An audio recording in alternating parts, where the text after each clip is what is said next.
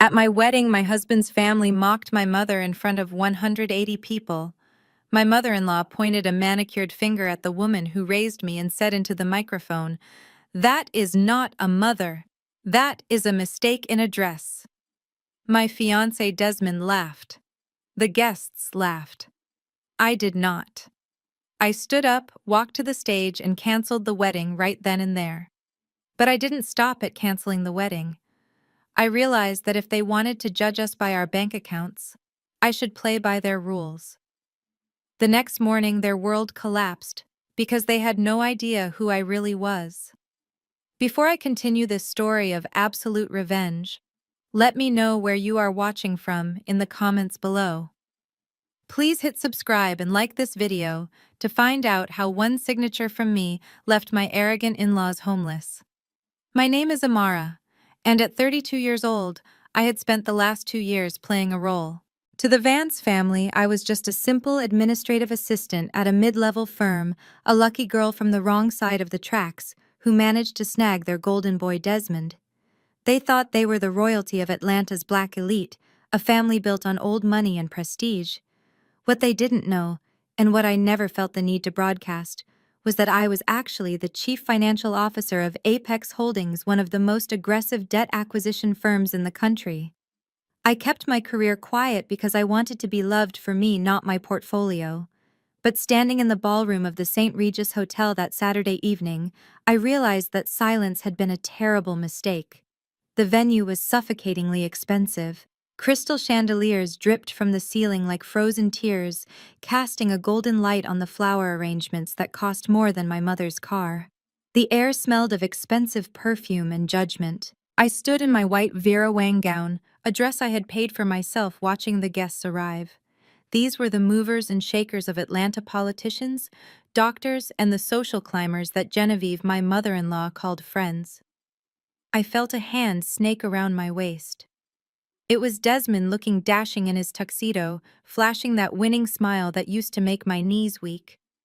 "You look beautiful, babe," he whispered, kissing my cheek. "Try to relax. Mother went all out for this. Don't let her see you looking so tense." I forced a smile, but my stomach was in knots. I had been asking to see the seating chart for a week, and Genevieve had constantly dodged me, saying she was handling the logistics. Now, looking at the gilded frame by the entrance, I understood why. My eyes scanned the list of tables. Table 1 was the head table reserved for the Vance family parents and siblings. Table 2 through 10 were for their VIP guests. I kept looking for Viola, my mother. I finally found her name. Viola Davis. Table 19. My blood ran cold. I walked over to the diagram to confirm the location. Table 19 wasn't just in the back. It was tucked into the far corner, directly next to the swinging double doors of the service kitchen and the hallway leading to the restrooms. It was the worst seat in the house, a spot usually reserved for the photographer's assistant or the DJ's equipment. "Desmond," I said, my voice trembling with suppressed rage. "Why is my mother at table 19? Desmond didn't even look at the chart. He just shrugged, adjusting his cufflinks. "Oh, that. Mom thought it would be best. You know your mother, Amara. She is a simple woman. She gets overwhelmed easily. Mom didn't want her to feel uncomfortable sitting with the senator or the bank owners. She thought your mom would be happier where it is quieter." "Quieter," I repeated, staring at him. "It is next to the kitchen, Desmond. Waiters will be bumping into her chair all night. She is the mother of the bride. She belongs at table 1 with us." Desmond sighed, that condescending exhale he did whenever I challenged his family. "Babe, drop it. The chart is printed. We can't move people around now. Besides, look at her." He gestured toward the corner. My mother Viola was already sitting there. She was wearing a simple navy blue dress she had bought from Macy's. It was elegant and modest, but compared to the sequins and designer labels filling the room, she looked plain. She was sitting with her hands folded in her lap, smiling politely at a busboy who was refilling her water glass. She looked small, she looked isolated, and she looked incredibly dignified despite the disrespect. She doesn't know which fork to use for the salad, Amara Desmond whispered, leaning in close so no one else could hear. Mom is saving her from embarrassment. Just let it go. For me, today is about us. I looked at the man I was about to marry. For the first time, I didn't see the charming marketing executive. I saw a coward. I saw a man who would let his mother banish mine to the shadows just to keep up appearances. I wanted to scream, but the music swelled and the reception began. I swallowed my anger, telling myself I would fix this later. I would make it up to Mom. I walked to the head table, sat next to Desmond, and spent the next hour enduring the fake smiles of his family. Then came the toasts. Genevieve, my mother-in-law, sat like a queen at the center of the table, dripping in diamonds. But it was Ashley, Desmond's sister-in-law, who stood up first. Ashley was White, a former pageant queen married to Desmond's younger brother.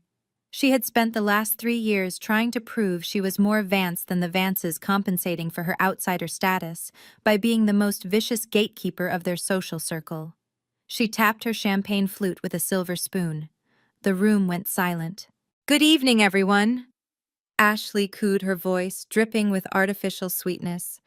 She launched into a 5-minute speech about how wonderful the Vance family was, how lucky Amara was to be joining such a prestigious lineage. She didn't mention me by name, just referred to me as Desmond's new project. Then she turned her gaze toward the back of the room. "And we must acknowledge the guests who traveled so far to be here," Ashley said, her smile turning predatory. "Like Mrs. Viola. Where are you?" "Oh, there you are. Way back there." She pointed. Every head in the room turned to look at table 19. My mother froze, holding her fork halfway to her mouth. A spotlight, which I had not authorized, suddenly swung across the room and illuminated my mother, blinding her. "We just want to thank you," Ashley continued, her voice echoing through the surround sound speakers. "We know this world is quite an adjustment for you. Genevieve and I were just saying how brave you are to wear that. It is so quaint. It really reminds us all to stay humble and remember where we came from, even if some of us have moved much further up than others." A ripple of laughter went through the room. It wasn't loud, but it was distinct. It was the laughter of the elite mocking the poor. My mother lowered her head, her shoulders shaking slightly. "That is enough," I said, standing up. My chair scraped loudly against the floor. But Ashley wasn't done. She looked at Genevieve for approval. Genevieve stood up, taking the microphone from Ashley. The matriarch of the Vance family looked directly at me, then at my mother. The room went deadly silent, waiting for her benediction. "Sit down," Amara Genevieve commanded. "We are just having fun. Ashley is right. We have to be honest. Look at her." Genevieve pointed a long, diamond-encrusted finger at my mother, who was now wiping a tear from her cheek. "You can put a servant in a palace. But she is still a servant," Genevieve said, her voice projecting clear and cold. "We welcomed you, Amara, because Desmond insisted, but let's be clear about the stock you come from. That woman sitting by the bathroom? That is not a mother. That is a mistaken address." The room exploded with laughter. It was a roar of cruelty. I looked down at Desmond. I waited for him to stand. I waited for him to defend the woman who had paid for my college tuition by scrubbing floors. I waited for him to be a man. Desmond covered his mouth with his napkin to hide it, but I saw his shoulders shaking. He was chuckling. He was laughing along with them. He looked up at me, eyes watering from mirth, and tugged on my hand. "Sit down, babe," he wheezed. "It was a pretty good line. Don't be so sensitive." Time stopped. The sound of the room faded into a dull roar. I looked at Desmond's hand on my wrist, the expensive watch I had bought him for his birthday gleaming under the lights. I looked at Genevieve, smug and triumphant. I looked at Ashley, smirking behind her champagne glass.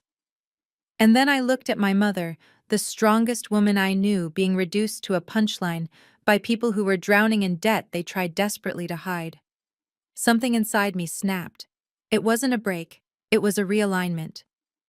The administrative assistant died in that chair. The CFO took over. I pulled my hand away from Desmond's grip. I didn't scream. I didn't cry. I simply walked around the table, my white dress flowing behind me like a shroud. I walked up the stairs to the small stage where the band was set up. I took the microphone from Genevieve's hand. She looked surprised, but she didn't let go immediately. I ripped it from her grip with a force that made her stumble back in her heels. The feedback from the speakers screeched, silencing the laughter instantly. I stood center stage looking out at the 180 faces of Atlanta's high society. I saw the confusion ripple through them. I looked down at Desmond, whose smile was fading into a frown of annoyance. I took a deep breath, and for the first time in 2 years, I spoke with my real voice. The voice that commanded boardrooms and terrified debtors. "Thank you, Genevieve, for that clarification," I said, my voice steady and cold as ice. "You are right. Mistakes were made today. But the biggest mistake wasn't my mother's dress. It was assuming that I was the one lucky to be here." I turned to look directly at Desmond. "Desmond," I continued, "you just laughed at my mother. You let your family humiliate her. You think you are sitting at the head table because you are special. But let me tell you something about mistakes. A mistake is thinking you can marry a woman, insult her blood, and expect her to pay the bill." I reached into the bodice of my wedding dress and pulled out my phone. "The wedding is off," I announced. "And since this is no longer a wedding reception, it is just a party that I am no longer hosting." Genevieve lunged forward, her face turning purple. "You ungrateful little brat, you will not ruin this day. You will sit down and apologize, or you will be nothing in this town." I looked at her, and then I looked at the banquet manager standing in the wings, looking terrified. "Manager," I called out, "bring me the bill. The full bill for this entire event. Right now!" The room gasped. Genevieve froze. Desmond stood up, looking pale. "Amara, what are you doing?" he hissed. "Stop this drama." "Oh, the drama hasn't even started," I replied, my eyes locking on his. "I am just balancing the books. And Desmond? You are about to be in the red."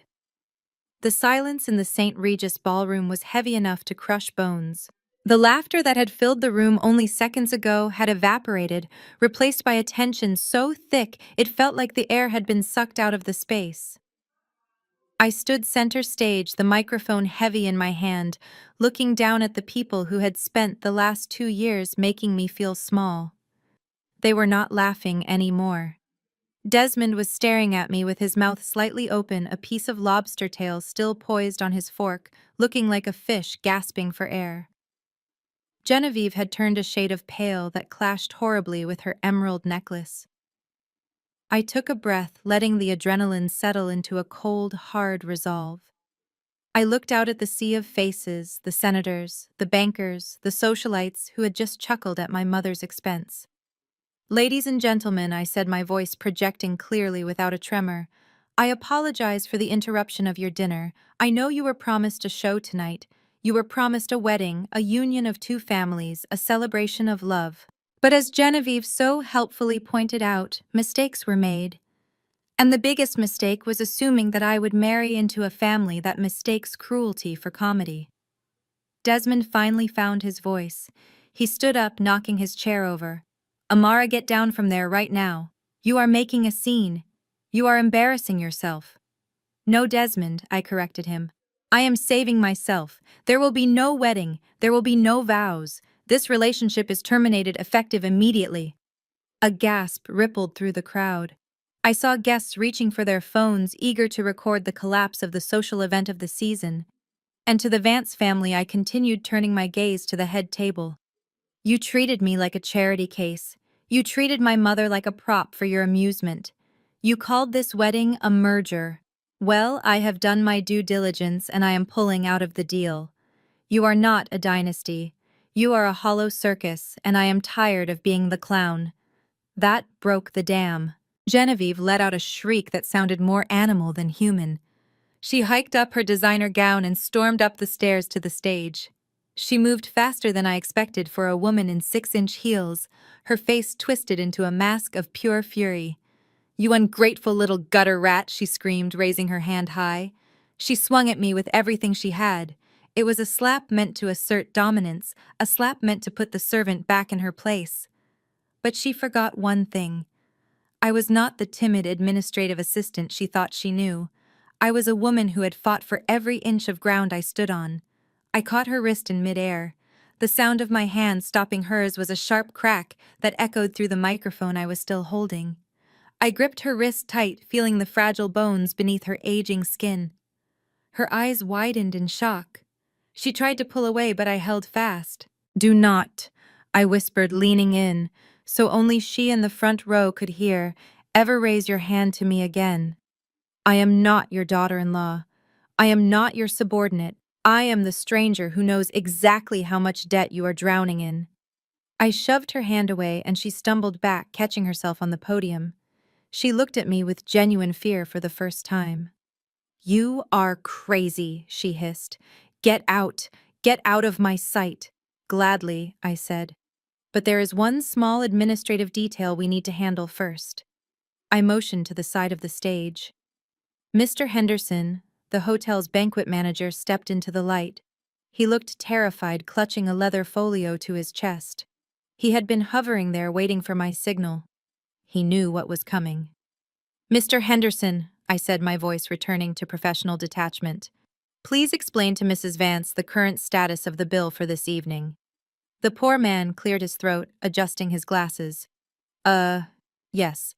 Well, per the contract, the total cost for the ballroom rental, the 5-course dinner for 180 guests, the open bar and the floral arrangements comes to $212,450. Genevieve straightened her dress, trying to regain her composure. "So what?" "Send the bill to the Vance Media Group offices. My husband will have his accountant handle it on Monday. We have credit here." "Actually, Mrs. Vance," Mr. Henderson said, his voice shaking, "we attempted to run the pre-authorization on the company card provided by your husband earlier today. It was declined. We tried again an hour ago. Declined. We cannot bill a company that has a credit hold." The room went deadly quiet. I watched Desmond's father, a man who usually sat in silence letting his wife run the show, bury his face in his hands. "That is ridiculous," Genevieve scoffed, though her voice wavered. "It is a banking error." Amara put down the deposit. "Just charge the rest to the card on file." I smiled. It was the smile of a wolf. "Ah, yes," I said. "The card on file. My card." I reached into my purse, which I had placed on the podium, and pulled out my wallet. I extracted the black metal card. The American Express Centurion. The heavy clink it made as I tapped it against the microphone was unmistakable. "You see, Genevieve," I said. "I was happy to front the cost when I thought I was joining a family. I thought we were partners. But since I am just a mistake in a dress, and since my mother is not worthy of eating the food I paid for, I think it is only fair that you cover your own expenses." I turned to Mr. Henderson. "I am revoking authorization for this card immediately," I stated clearly. "I am not paying for this event. As of this moment, the contract is voided due to breach of trust." Mr. Henderson nodded, turning to Genevieve. "Ma'am, without a valid form of payment, I am afraid we have a problem. Hotel policy dictates that for a bill of this size, if the primary payer withdraws, the party must be terminated immediately, and the police must be notified of theft of services unless payment is rendered now." "Police," Desmond choked out, finally stepping forward. "You cannot be serious. Amara, stop this. You are going to get my parents arrested. Over a joke." "Pay the bill." "Desmond," I said simply. "If you are as rich as you pretend to be, $200,000 should be pocket change. Pull out your wallet. Write a check. Save your family." Desmond looked at me, then at his mother, then at the floor. He didn't move. He couldn't move. I knew for a fact that his personal checking account had less than $5,000 in it. I knew because I had seen his bank statements when he left them on my kitchen counter. "That is what I thought," I said. I dropped the microphone. It hit the floor with a thud that felt like a gavel banging in a courtroom. I walked down the stairs, past a trembling Genevieve, past a horrified Ashley, and straight toward the back of the room. The crowd parted for me like the Red Sea. I didn't look at anyone. My eyes were fixed on one point. Table 19. My mother was standing up. She hadn't eaten a bite. She looked at me, her eyes wide, but she wasn't crying anymore. She looked proud. "Let's go, Mom," I said, offering her my arm. "I know a place that serves better food than this, and they won't make you sit by the bathroom." Viola took my arm, holding her head high. As we walked toward the exit, the chaos erupted behind us. I heard Genevieve screaming at the manager. I heard Desmond shouting my name. I heard guests muttering and chairs scraping as people scrambled to leave before they got stuck with the tab. We pushed through the heavy double doors into the cool night air of the valet stand. The valet saw me coming and sprinted to get my car. As I waited, I heard a sound in the distance. It started low and grew louder, cutting through the humid Atlanta night. Sirens. Blue and red lights began to flicker against the glass facade of the St. Regis. The hotel manager hadn't been bluffing. He had called the police. My mother looked at me as the valet pulled up in my Mercedes. "Amara," she said softly. "What did you just do?" I opened the door for her and smiled a genuine smile this time. "I just balanced the ledger, Mom," I said. As we drove away, I looked in the rearview mirror. I saw 3 police cruisers screeching to a halt in front of the hotel entrance. Officers were running inside. The world of the Vance family was beginning to burn, and I didn't feel a shred of guilt. I only felt the engine purring beneath me, driving us toward the truth. But they had no idea that the wedding bill was just the appetizer. Tomorrow I was going to serve the main course. The drive from the St. Regis Hotel to my real home was quiet. My mother sat in the passenger seat of my Mercedes S-Class, clutching her purse like a lifeline. She watched the city lights of Buckhead blur past her brow, furrowed in confusion. She knew I had a job. She knew I paid my bills. But she, like the Vance family, thought I lived in a modest 2-bedroom apartment near the airport. That was the address I used for mail. That was the address Desmond had picked me up from for our dates. It was a rental I kept solely to maintain the illusion of being a struggling middle-class administrative assistant. But tonight, the illusion was dead. I drove past the exit for the airport and merged onto the private access road for the Sovereign, the tallest and most exclusive residential tower in Atlanta. "Amara," my mother whispered, her voice trembling slightly. "Where are we going?" "This is the Sovereign. Only movie stars and tech billionaires live here." I didn't answer immediately. I pulled up to the security gate. The cameras scanned my license plate, and the heavy iron gates swung open silently. The valet, who knew me as Ms. Hill, not Mrs. Vance, opened my door before the engine even stopped.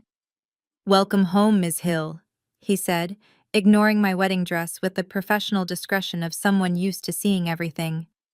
I took my mother's hand and led her through the marble lobby to the private elevator. I pressed my thumb against the biometric scanner. The panel glowed green and the doors slid open. As we ascended to the 45th floor, I looked at my mother's reflection in the mirrored walls. She looked tired, small, and defeated. I hated Genevieve Vance for making her feel that way. The elevator opened directly into my living room. Floor-to-ceiling windows offered a panoramic view of the entire city. The lights of Atlanta stretched out like a sea of diamonds below us. The apartment was modern, stark, and expensive. A $10,000 Italian sofa sat on a Persian rug that cost more than Desmond's car. Modern art pieces that I had collected over 5 years of ruthless trading hung on the walls. My mother stepped out, her heels clicking on the polished concrete floors. She spun around slowly, her mouth agape. "Amara," she gasped. "How you told me you were an admin manager? You said you made $45,000 a year." I walked over to the wet bar and poured 2 glasses of aged scotch. My hands were steady now. The shaking from the adrenaline at the hotel had passed, replaced by a cold, calculating focus. "I lied, Mom," I said, handing her a glass. "I am an admin manager on my LinkedIn profile. But in reality, I am the Chief Financial Officer of Apex Holdings." My mother took the glass, staring at me as if I were a stranger. Apex Holdings, the investment firm. The vulture firm, I corrected her. We buy distressed debt. We buy companies that are failing, strip them down, and sell the parts. Or if they are lucky, we restructure them and own them forever. I am not just an employee, Mom. I own 15% of the firm. I took a long sip of the scotch, feeling the burn settle in my chest. I turned my back to the view and walked toward the double doors at the end of the hallway. Drink your drink, Mom. I have work to do. I pushed open the doors to my home office. This was my sanctuary. It looked nothing like a home. It looked like the bridge of a spaceship. 6 high-definition monitors were mounted in a semi-circle on a mahogany desk. A dedicated server rack hummed softly in the corner. This was where I made my money. This was where I hunted. I sat down in my ergonomic chair, the wedding dress bunching up around me. It felt ridiculous now, this heavy white gown. It was a costume for a play that had been canceled. I reached behind me and unzipped it. I let the expensive fabric pool around my waist, sitting there in my corset and silk slip. I didn't care. I felt lighter. I woke the computer system with a touch. The screens flared to life, bathing the dark room in a cool blue glow. My fingers flew across the mechanical keyboard, typing in my secure credentials. Welcome, Director Hill. The system-synthesized voice greeted me. I didn't waste time. I opened the terminal for the credit bureau and the corporate registry. I typed in 3 words that made my heart hammer against my ribs. Vance Media Group. I had never looked them up before. Desmond had always been so vague about the family business, claiming private equity privacy, and I had respected that. I wanted to trust him. I wanted to believe that he loved me for me, and I loved him for him. I didn't want to know his finances because I didn't want him to know mine. But the truce was over. The screen populated with data. Charts, graphs, and lines of code cascaded down the center monitor. Red. Everything was red. I leaned closer, my eyes scanning the balance sheet. I let out a sharp, incredulous laugh. "Oh, Desmond," I whispered. "You are not rich. You are broke." The Vance family empire was a lie. The data showed a company in freefall. Their advertising revenue had dropped 40% in the last 2 years. Their operational costs were bloated by exorbitant salaries paid to family members. Desmond, Genevieve, his brother, even Ashley. They were bleeding cash. I scrolled down to their liabilities. They had maxed out every corporate line of credit. They had mortgaged the family estate. They had even taken out high-interest loans against their future receivables. And then I saw the reason for the wedding. There was a note in the file about a pending bridge loan from a conservative family trust in Savannah. The loan was for $5 million, just enough to keep them afloat for another year. The condition for the loan was stability. The trustees wanted to see Desmond, the heir apparent, settled down with a respectable wife to ensure the company's legacy. I wasn't a bride to them. I was collateral. They needed a wedding photo to secure a loan. But that wasn't the worst part. I brought up their debt maturity schedule. My eyes widened. They had a massive balloon payment of $15 million due. Date of maturity, tomorrow. Monday, May 12th. If they didn't pay $15 million by close of business tomorrow, they would default. They would lose everything. The company, the house, the cars, the reputation. I checked who held the debt. Originally, it was a consortium of regional banks. But banks get nervous when they see a sinking ship. They sell the bad debt to get it off their books. They sell it to risk takers. They sell it to sharks. I typed in a query to see who had purchased the Vance Media debt package last week. The system processed for a moment, the loading circle spinning. Current note. Holder, North Star Ventures, LLC. I froze. A slow, dangerous smile spread across my face. North Star Ventures was a shell company, a holding entity used for aggressive acquisitions. I opened a new window and logged into the Apex Holdings internal asset database.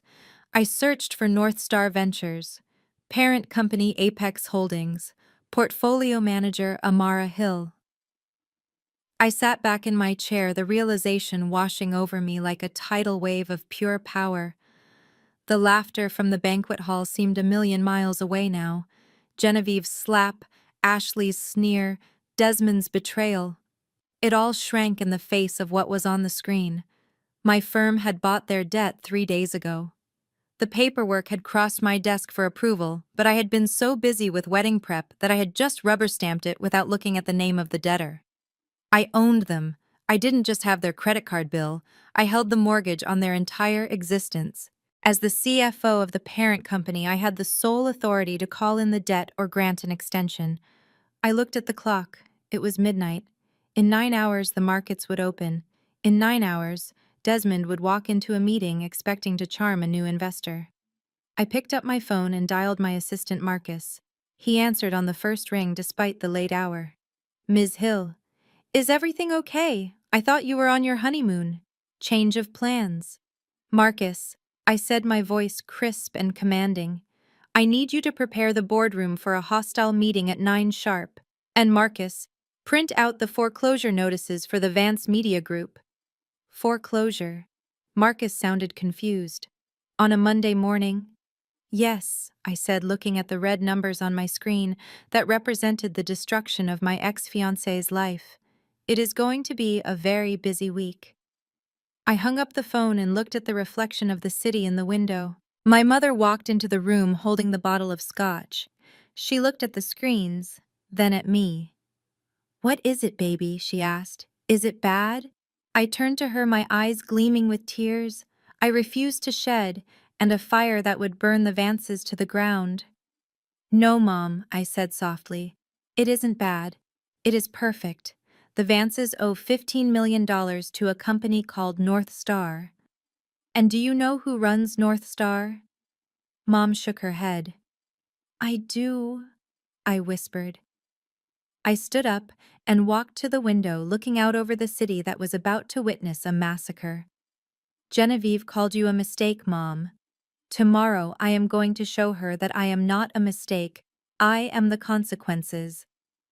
I turned away from the window where the city lights of Atlanta sprawled out like a map of conquered territory. My heart was still racing from the discovery of the debt, but as I looked back at my mother, the adrenaline shifted into a different kind of shock. I expected to see Viola broken. I expected to see the woman who had sat quietly at table 19, head bowed, accepting the crumbs of respect the Vance family deigned to throw her way. I prepared myself to comfort her, to explain that her daughter was powerful enough to fix this. But the woman sitting on my Italian leather sofa was not the woman who had walked out of the St. Regis. Mom stood up, her posture, usually hunched in a way that suggested a lifetime of hard labor and humility, suddenly straightened. She looked at me, and the timidness in her eyes was gone, replaced by a steeliness that sent a shiver down my spine. She reached up to her head, and with a casual motion that made my jaw drop, she pulled off the gray, frizzy wig she had been wearing all evening. Underneath, her natural hair was braided in elegant silver-streaked cornrows that highlighted her high cheekbones. Next came the shoes. She kicked off the scuffed, sensible heels she had worn to the wedding, the ones Ashley had snickered at during the rehearsal dinner. She wiggled her toes into the plush carpet and let out a sigh of relief that sounded less like exhaustion and more like a warrior taking off armor after a battle. "You know, Amara," she said, her voice dropping an octave. She no longer sounded like the simple countrywoman she played around Desmond. Her diction was crisp, authoritative, the voice of a woman who commanded rooms, not cleaned them. "That Genevieve has a lot to say about taste for a woman whose entire net worth is tied up in leased cars and mortgaged property." I stared at her, my mouth slightly open. "Mom, what are you doing?" I asked. "Why were you wearing that wig? Why did you let them talk to you like that?" Viola walked over to the wet bar where I had left the bottle of scotch. She poured herself a glass neat and took a sip without wincing. She looked at the amber liquid, swirling it gently. "I wanted to see who they really were," she said simply. "You told me you were in love, Amara. You told me Desmond was a good man from a good family. But I know that money masks a lot of rot. So I decided to play the part they expected. The poor, uneducated mother from the South Side. I wanted to see if they would welcome me with kindness, or if they would treat me like dirt on their shoe. She took another sip and turned to look at me, her eyes flashing. They failed the test, Amara.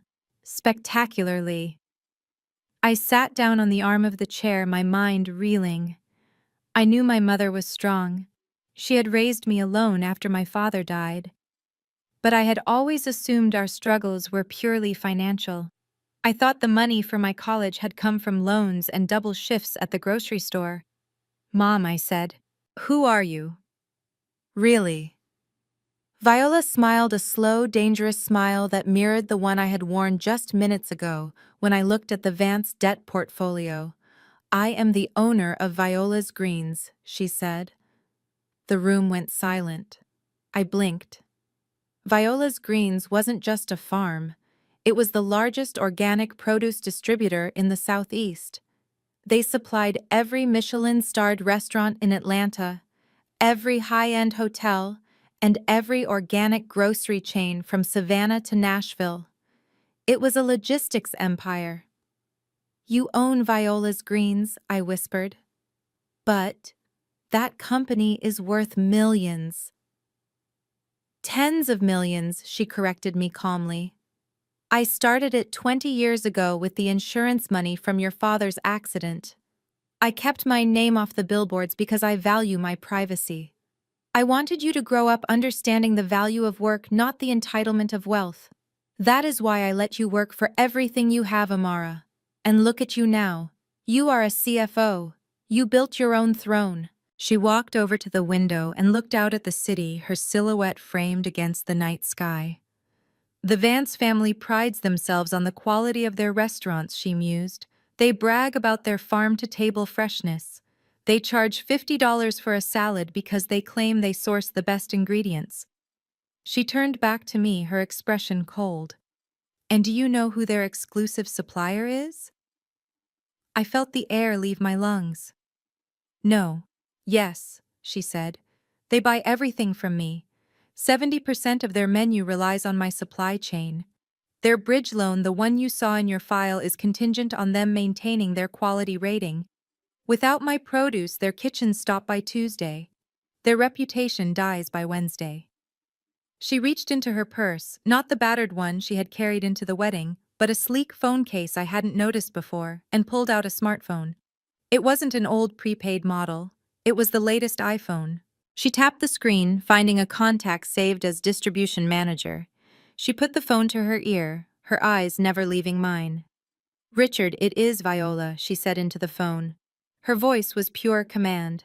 I am invoking the morality clause in our contract with the Vance Media Group and their restaurant subsidiaries. Yes, effective immediately. She paused, listening to the voice on the other end. I do not care about the penalty fees, Richard. I want every truck scheduled for delivery to their locations tomorrow morning rerouted to the food banks. Do not deliver a single head of lettuce. Do not deliver a single tomato. If they call, tell them the owner has decided that their business practices do not align with our values. Tell them the owner is a mistake in address. She hung up the phone and tossed it onto the sofa cushions. The sound was soft, but the impact was nuclear. She looked at me, and for the first time that night, I saw the mother I knew blend perfectly with the titan of industry standing before me. They mocked my clothes, Amara, she said softly. So I will strip them of their livelihood. They thought I was empty-handed. They did not know I was holding the keys to their pantry. I walked over and hugged her. It wasn't a hug of comfort anymore.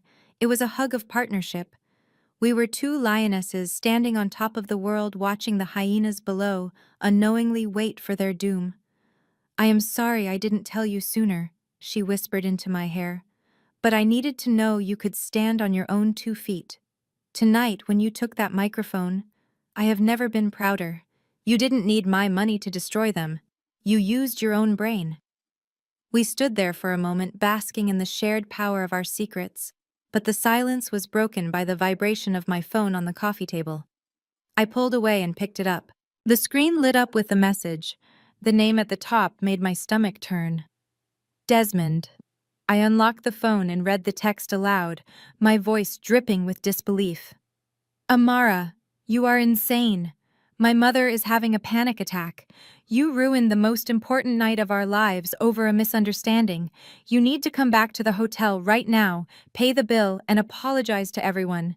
If you don't fix this tonight, my father is going to sue you for defamation and breach of contract. Don't test me. This is your last chance to be a Vance. I looked at the message, then at my mother. The irony was so thick I could taste it. He was threatening me with a lawsuit when he couldn't even afford the data plan to send the text. He was offering me a chance to be a Vance when being a Vance was about to become a liability. Viola laughed a dry, humorless sound. He thinks he has leverage, she said. I typed a response, my fingers flying across the screen. I didn't send a paragraph. I didn't send an apology. I sent a single emoji, the waving hand. I looked at my mother. Get some sleep, Mom, I said. We have a big meeting in the morning. She raised an eyebrow. I smiled. Yes. I think the CFO of Apex Holdings needs to introduce the new majority shareholder to the board. If you are going to cut off their food supply, you might as well be in the room to watch them starve. As I turned off the lights in the living room, leaving only the glow of the city, I knew that the real wedding gift wasn't a blender or a toaster. It was this, the absolute synchronized destruction of a family that thought they were untouchable. Desmond wanted a wife who would stand by his side, while he was about to get a partner who would stand on his neck. And the best part was, he was going to walk into my office tomorrow morning thinking he was the one in charge. Sunday morning broke over Atlanta with a deceptive calm. From the 45th floor of the Sovereign, the city looked peaceful, bathed in a soft golden light that hid the chaos brewing in the digital world. I sat at my kitchen island, wrapped in a silk robe, watching the steam rise from my coffee cup. My mother was still asleep in the guest suite, exhausted from the emotional marathon of the previous night. I enjoyed the silence, knowing it was about to be shattered. I picked up my personal phone, not the encrypted work device I used for Apex Holdings, but the one Desmond and his family had the number for. I expected missed calls or angry texts. Instead, I saw notifications from every social media platform I had ever signed up for. Instagram, Twitter, TikTok, even LinkedIn. The numbers were staggering. Thousands of tags, millions of views. I unlocked the screen and opened TikTok. The first video on my For You page was familiar. Painfully familiar. It was a shaky recording clearly filmed by a guest at table 19, or perhaps a waiter who had seen enough entitlement to last a lifetime. The caption read simply, "The moment the Vances lost their minds." I pressed play. On the small screen, I watched Ashley holding the microphone, her face twisted in that sneering, superior smile. I heard her voice, tinny but distinct, mocking my mother's dress. I saw the spotlight hit Mom. And then I heard Genevieve. The audio was crisp. "That is not a mother. That is a mistake in a dress." The video cut to my reaction, me storming the stage, and ended right as I slapped the microphone out of Genevieve's hand. It had 12 million views. I scrolled to the comments. If the Vances thought their social status would protect them, they had severely underestimated the internet. The comment section was a war zone, and the Vances were the casualties. People were dissecting every frame. They identified Ashley immediately. The internet detectives had found her modeling portfolio, her defunct blog, and her husband's business profile within hours. The sentiment was unanimous and furious. The hashtag racist wedding was trending #1 in the United States. The outrage was focused specifically on Ashley. Commenters were pointing out the visceral cruelty of a young white woman publicly humiliating a black elder in a room full of the city's black elite. They were calling out the colonial mindset, the audacity, the sheer lack of home training. Brands that Ashley had partnered with as a micro-influencer were already being tagged with thousands of users demanding they drop her. One comment with 50,000 likes read, "Ashley Vance really thought she could come into our house and disrespect a matriarch like that. Watch her world burn." I took a sip of my coffee, feeling a cold satisfaction settle in my chest. I had not leaked the video. I did not have to. The Vances had performed their cruelty on a stage, forgetting that in the modern world, everyone is a broadcaster. They had handed the public the weapon to destroy them. But as I refreshed the feed, the narrative shifted. A notification popped up that the official Vance Media Group page was live. I tapped the notification. The screen filled with the interior of the Vance family living room. They had clearly staged the scene with the precision of a political crisis team. Genevieve was sitting on the beige sofa, wearing a modest cardigan that looked nothing like the flashy designer gear she usually flaunted. She held a tissue in her hand. Desmond sat next to her, looking solemn and heartbroken. Ashley was there too, red-eyed and clinging to her husband, looking like a frightened child rather than the predator she had been the night before. "Thank you all for tuning in." Desmond began, his voice trembling with an emotion I knew was fake. "We are devastated by the video circulating online. We want to tell our side of the story before the mob destroys a family legacy built on love and community." I leaned forward, resting my chin on my hand. This was going to be good. "The video you saw was taken out of context." Genevieve sobbed, dabbing at dry eyes. "Viola and I have a playful relationship. It was an inside joke. A bad joke, yes, but just banter between mothers. We love Amara. We welcomed her with open arms when she had nothing. Lies. Pure, unadulterated lies." Ashley spoke up next, her voice wavering. "I would never disrespect anyone based on race or class. I love this family. But what the video does not show is what Amara did to us. She has been planning this for months. She is a con artist." I raised an eyebrow. "A con artist?" That was a bold angle. "She lied to my brother." Ashley continued, gaining confidence as she spun the web. "She told him she was a poor admin assistant. She made him pay for everything for 2 years. She used us for our status, for our connections. And when we found out she was actually hiding money, hiding a secret life, she staged this blow-up to avoid signing the prenuptial agreement. She is a gold digger who got caught, and now she is trying to destroy us to cover her tracks." Desmond looked into the camera, his eyes pleading. "Amara, if you are watching this, please. We forgive you. Just come back. Stop this smear campaign. We know you hired people to film that. We know you want to ruin us because we asked for a prenup. But we are a family. We can work this out." The live stream exploded with hearts and supportive comments from their remaining loyalist people who were too blind to see the manipulation.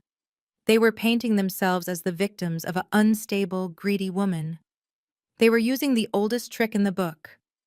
Darvo. Deny, attack, and reverse victim and offender. They were banking on the fact that no one knew who I really was. They thought my silence was weakness. They thought that by labeling me a fraud, they could discredit anything I said in the future. I watched Desmond wipe a tear from his cheek, a tear that I knew was conjured up by the fear of poverty, not the pain of lost love. He looked pathetic. He looked like a man trying to put out a forest fire with a water pistol. They had just accused the chief financial officer of Apex Holdings of being a gold digger. They had accused the woman who owned their debt of being broke. I closed the app and set the phone down on the marble counter. The silence of the penthouse returned, but the energy had changed. Before, I was just going to foreclose on them. I was going to take their business and leave them to rebuild. But now they had attacked my character.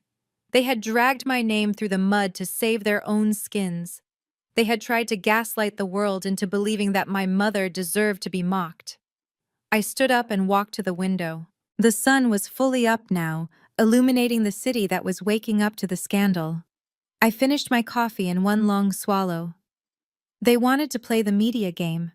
They wanted to talk about secrets and hidden lives. They wanted to talk about who was conning who. "Fine," I said to the empty room. I walked over to my desk and opened my laptop. I didn't need to post a video. I didn't need to cry on camera. I had something much more powerful than a live stream. I had the truth documented in ledger lines and bank transfers. I pulled up a folder labeled Desmond Private. Inside were screenshots I had collected over the last 6 months. Not financial records this time, but photos, texts, receipts from hotels that I had not stayed in.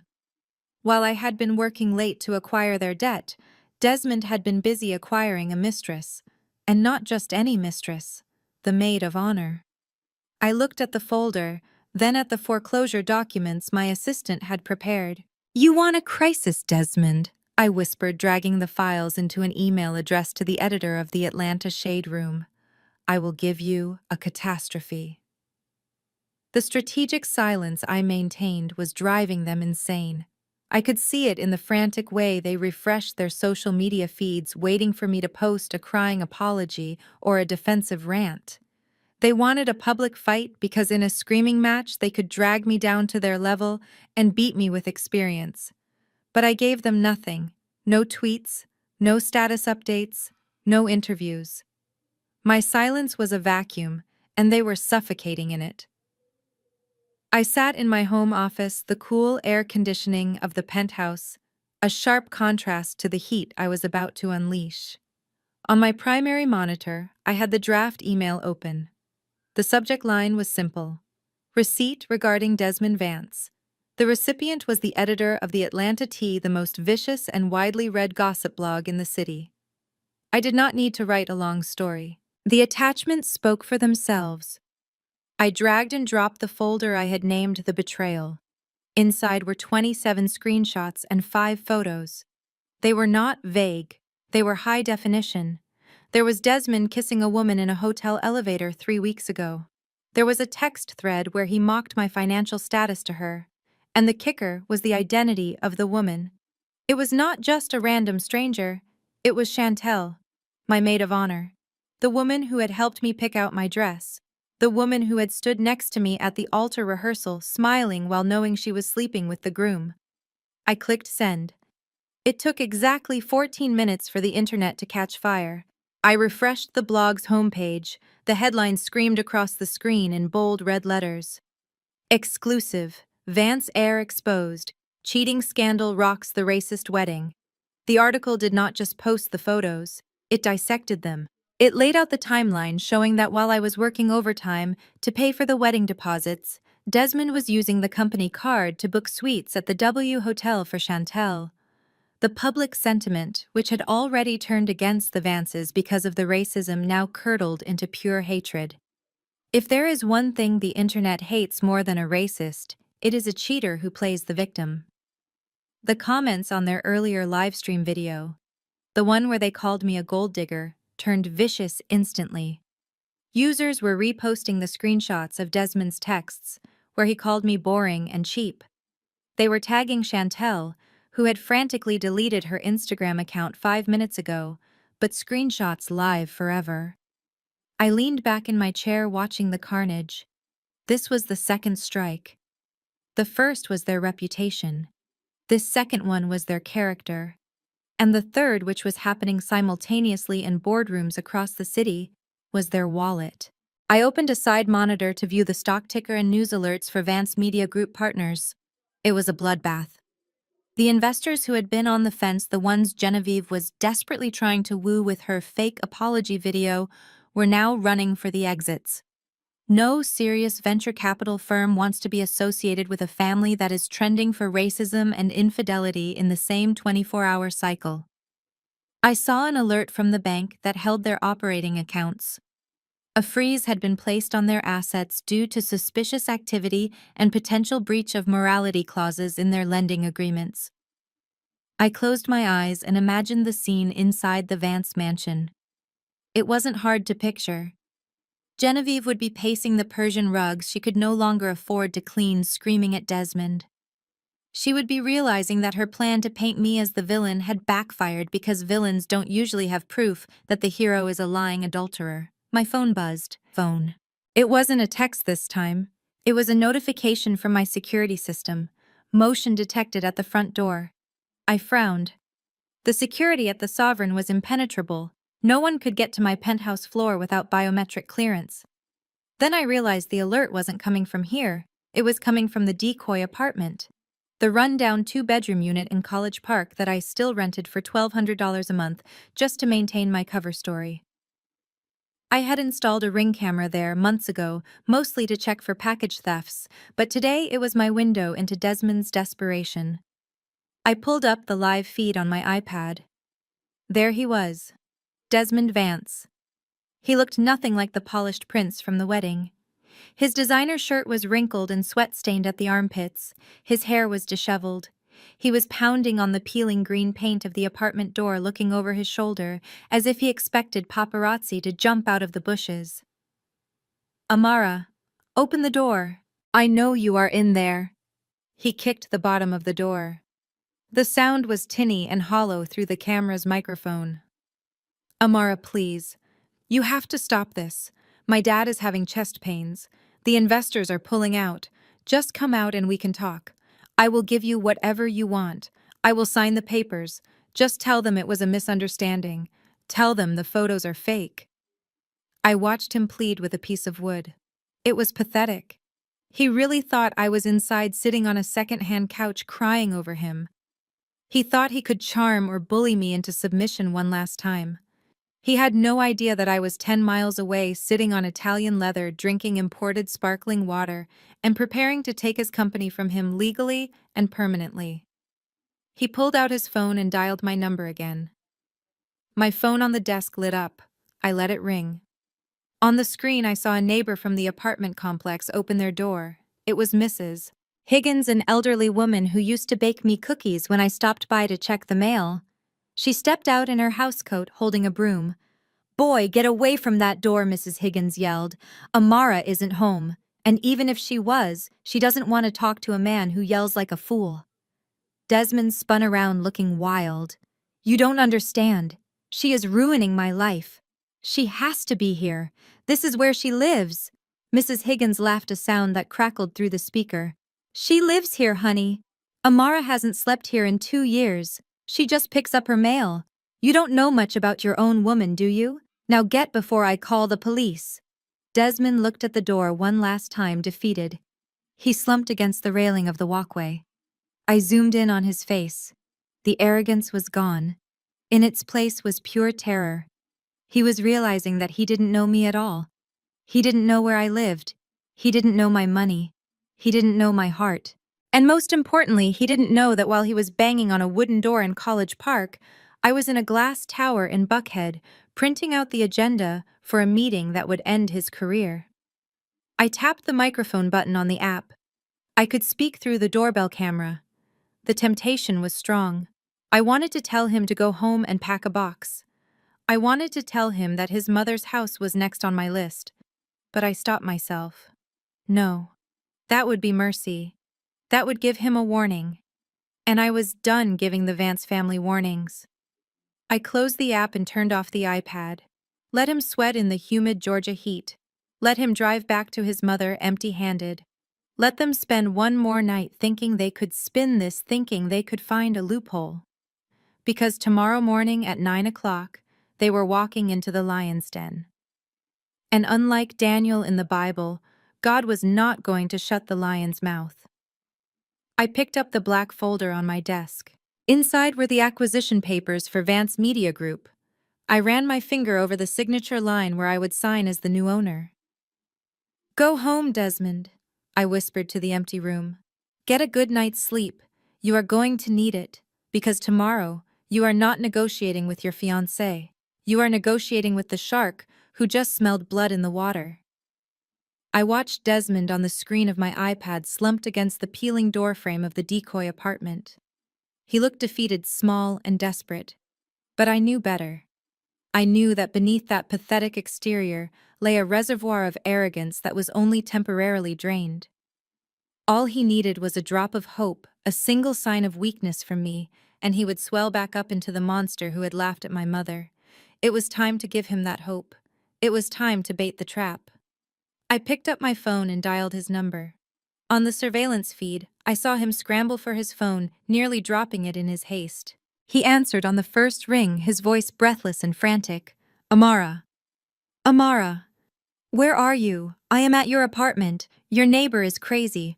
Open the door right now. I took a deep breath, channeling every ounce of fear and insecurity I had felt in the early days of our relationship. I let my voice tremble, pitching it higher, breathless with fake anxiety.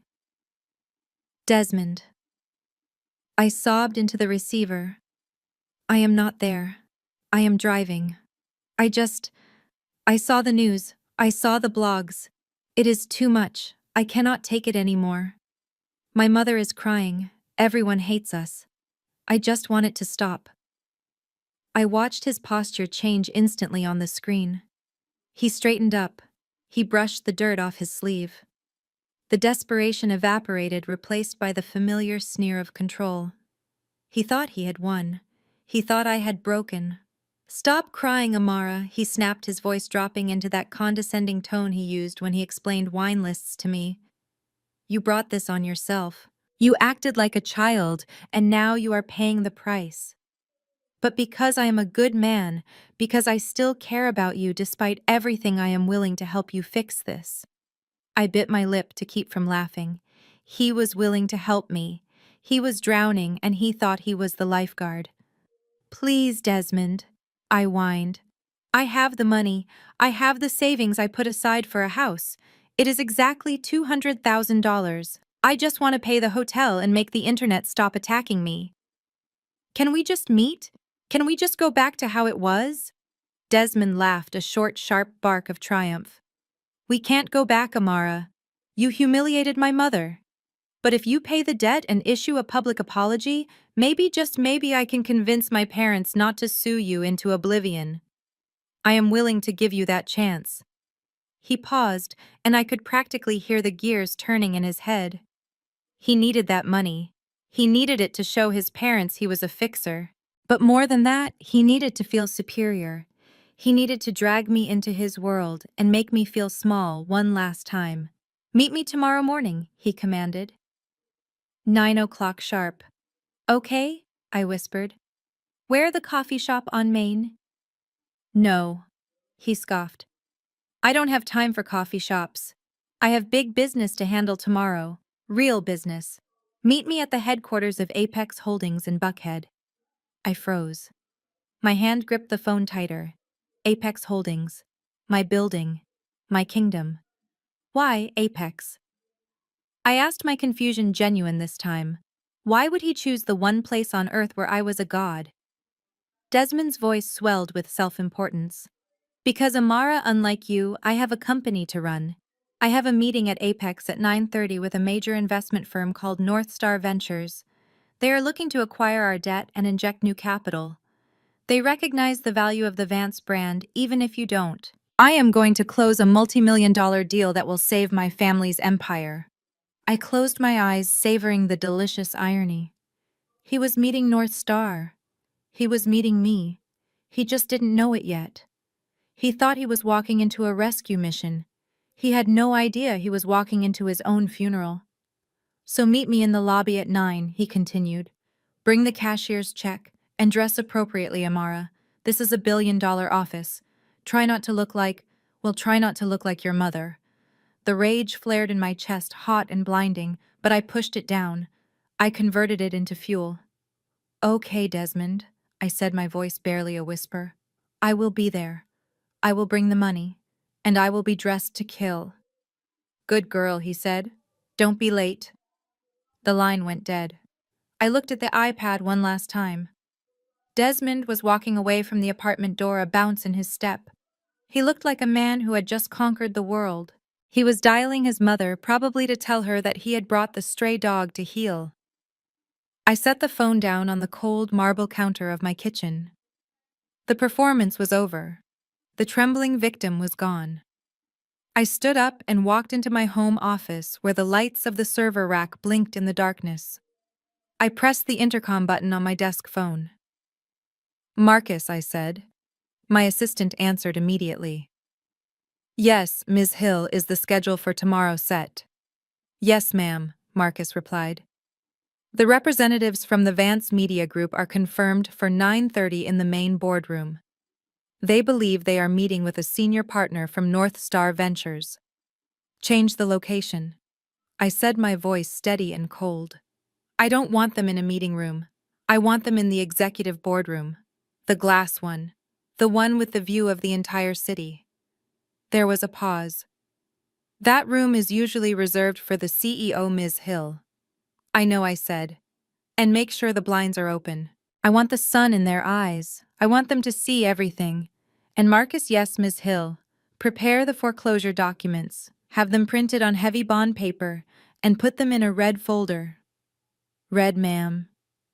Yes, I said, looking at my reflection in the dark window. The reflection of a woman who was done hiding. Red for blood. Because tomorrow there is going to be a slaughter. I released the button and leaned back in my chair. Desmond wanted me to dress appropriately. He wanted me to fit in at $1 billion office. I smiled.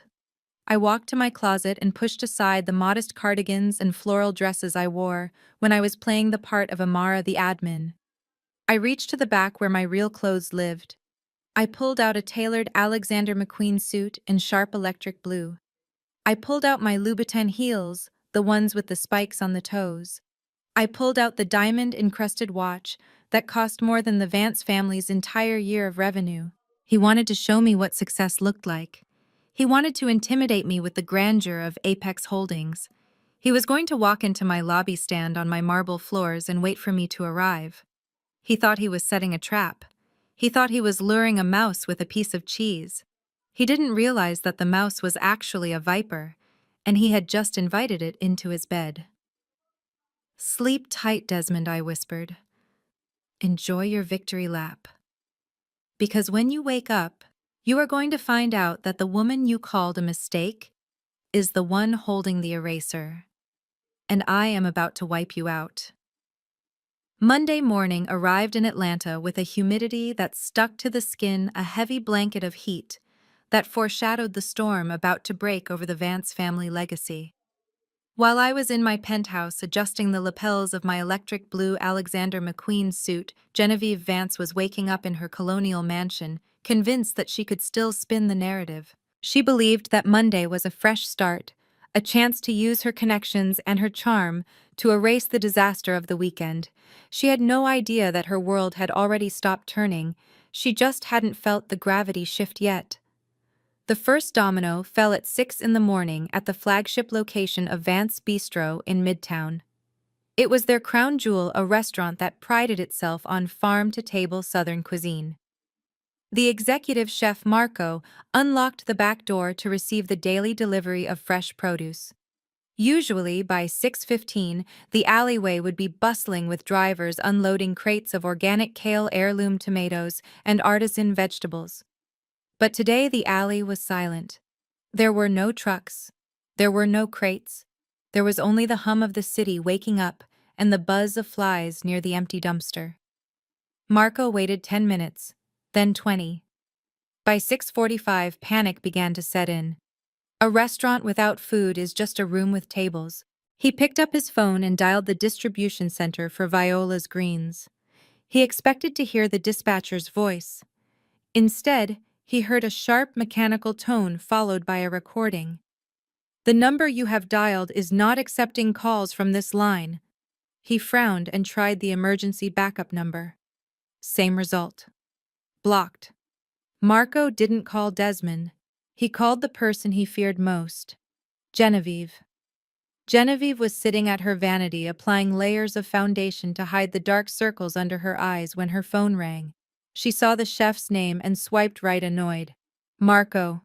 Why are you calling me this early? I have a very important meeting with investors today. Do not bother me with menu changes."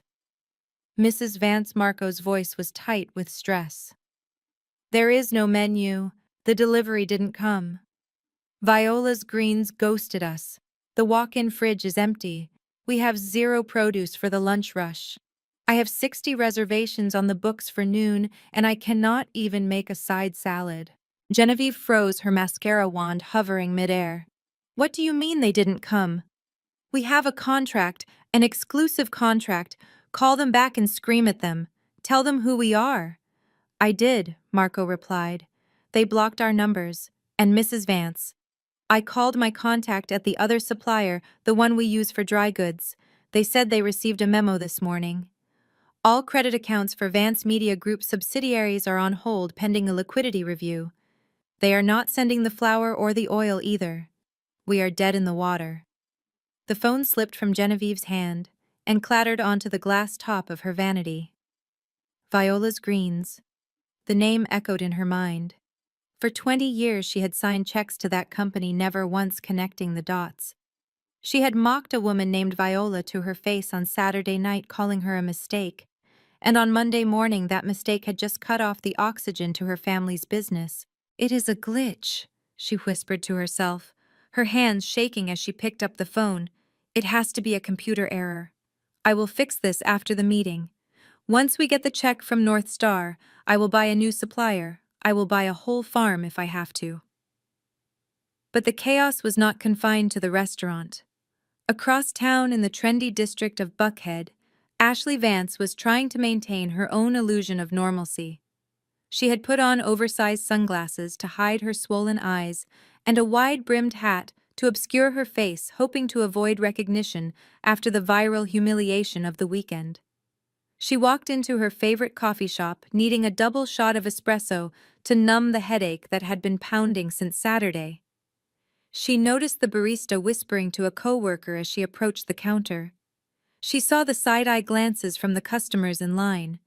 They recognized her. She was the girl from the video. She was the racist sister-in-law. Ashley lifted her chin, channeling the arrogance she had learned from Genevieve. She ordered her oat milk latte with extra foam, tapping her acrylic nails on the counter impatiently. That will be $7.50, the barista said, not making eye contact. Ashley pulled out her platinum credit card, the one linked to the family's corporate expense account. She tapped it against the reader with a flourish. The machine beeped, a harsh, dissonant sound. Transaction declined. Ashley frowned. Try it again. The chip is sensitive. The barista sighed a sound of pure exhaustion and tapped it again. Declined. Contact issuer. The line behind Ashley began to murmur. Someone snickered. Ashley felt the heat rising in her cheeks. She dug into her purse and pulled out her personal debit card. This one was linked to the joint account she shared with her husband, Desmond's brother. Surely that was safe. She inserted the card. Declined. Insufficient funds. The barista looked at her, and this time there was a smirk playing on his lips. Do you have cash, ma'am? Or maybe you want to call your mother-in-law to fix it? The customer behind her laughed out loud. Ashley snatched her cards back, her hands trembling violently. She checked her banking app on her phone. The screen loaded, and her heart stopped. The balance was 0.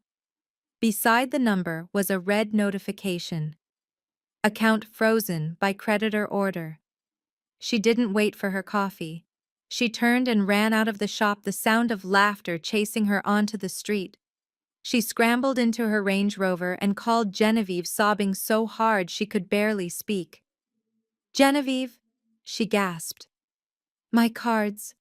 They are dead. They took the money. They took everything. I cannot even buy coffee. Genevieve was already in the car with Desmond, speeding toward the Apex Holdings tower. She put Ashley on speakerphone. Stop crying, Ashley, Genevieve snapped, though her own heart was hammering against her ribs like a trapped bird. It is Amara. It has to be. She is doing this to spook us. She probably reported the cards as stolen to mess with us. It is just a petty game. But Mom, Desmond said from the driver's seat, his knuckles white on the steering wheel.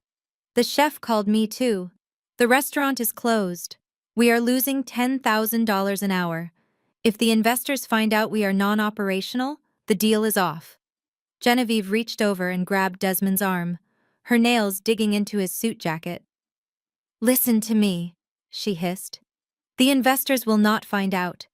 We are going to walk into that meeting at Apex Holdings, and we are going to sign that deal with North Star Ventures.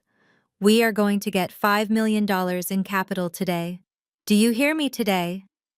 She looked out the window at the passing skyline of Atlanta, the city she thought she owned. Amara thinks she can play hardball.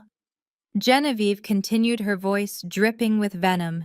She is just an admin assistant with a grudge and a hacker friend. She does not understand how high finance works. We are Vances. We are untouchable. Desmond pulled the car up to the valet stand of the Apex Tower. The building loomed over them, a monolith of glass and steel reflecting the morning sun. It looked impenetrable. It looked powerful. Genevieve checked her reflection in the visor mirror one last time. She applied a fresh coat of red lipstick, masking the fear with a painted smile. We go up there, we charm the North Star representative, and we save the company she commanded. And once the ink is dry, once the money is in our account, I am going to destroy Amara. I will sue her for every penny she has. I will make sure she never works in this town again. She opened the car door and stepped onto the pavement, her heels clicking with purpose. Let's go get our money, Desmond. They walked into the lobby, heads held high, marching toward the elevator that would take them to the 45th floor. They believed they were ascending to their salvation. They had no idea they were walking straight into the slaughterhouse, and the butcher was already sharpening her knife. The lobby of the Apex Holdings Tower was designed to intimidate. It was a cathedral of glass and steel with ceilings that soared 3 stories high and floors made of imported Italian marble that echoed with the footsteps of the powerful. The air was kept at a crisp 68 degrees a temperature that discouraged loitering and encouraged efficiency. I stood near the center of the room, positioned perfectly between the main entrance and the private executive elevators. I was not hiding today. I was not blending in. I was wearing the electric blue Alexander McQueen suit I had pulled from the back of my closet the night before. My hair was pulled back in a severe, sleek bun, and on my wrist the diamond watch Desmond had never seen caught the morning light. I checked the time. 9:29. Right on schedule. Through the revolving glass doors I saw them approach. The Vance family arrived not like a business delegation, but like a desperate army trying to maintain formation. Genevieve led the charge. She was wearing a Chanel suit that I knew was at least 5 years old, accessorized with a string of pearls intended to project old money stability. But up close I could see the cracks in the porcelain. Her makeup was applied a little too heavily, trying to cover the sleepless night caused by empty pantries and frozen bank accounts. Desmond walked half a step behind her, clutching a leather briefcase that I knew contained absolutely nothing of value. Ashley brought up the rear, wearing oversized sunglasses indoors, nervously clutching her designer handbag as if she expected someone to snatch it. They pushed through the doors, bringing a gust of humid Atlanta air with them before the climate control swallowed it. They looked out of place. In a building filled with sharks in tailored suits, the Vances looked like decorative fish that had flopped out of their tank. Ashley was the first to spot me. She stopped dead in her tracks, her heels screeching slightly on the marble. She nudged Genevieve, pointing a manicured finger in my direction. "Oh my God," Ashley hissed, her voice carrying across the quiet lobby. "Look who decided to show up." Genevieve stopped and turned. Her eyes scanned me from head to toe. For a fleeting second, I saw confusion. She didn't recognize the suit. She didn't recognize the posture. She was used to seeing Amara, the admin, the girl who wore sensible flats and polyester blends. But the cognitive dissonance was too much for her arrogance to process. She immediately defaulted to her standard narrative. "Well," Genevieve said loud enough for the reception staff to hear, "I see someone came to her senses." They walked toward me. I didn't move. I stood my ground, my hands clasped loosely in front of me, my expression unreadable. Desmond stepped forward, a smirk plastering itself onto his face. The fear I had seen on the Ring camera the night before was gone, replaced by the false confidence of a man who thinks he is about to sign a multi-million-dollar deal. "You are early, Amara," Desmond said, looking me up and down. "And you certainly dressed up. I told you to look appropriate, but I didn't think you would rent a costume. Who are you trying to be, a CEO?" Ashley laughed a shrill grating sound. She took a step closer, invading my personal space. She is not trying to be a CEO. Desmond Ashley sneered. Look at her. She is standing by the reception desk. She is probably here to beg for a job.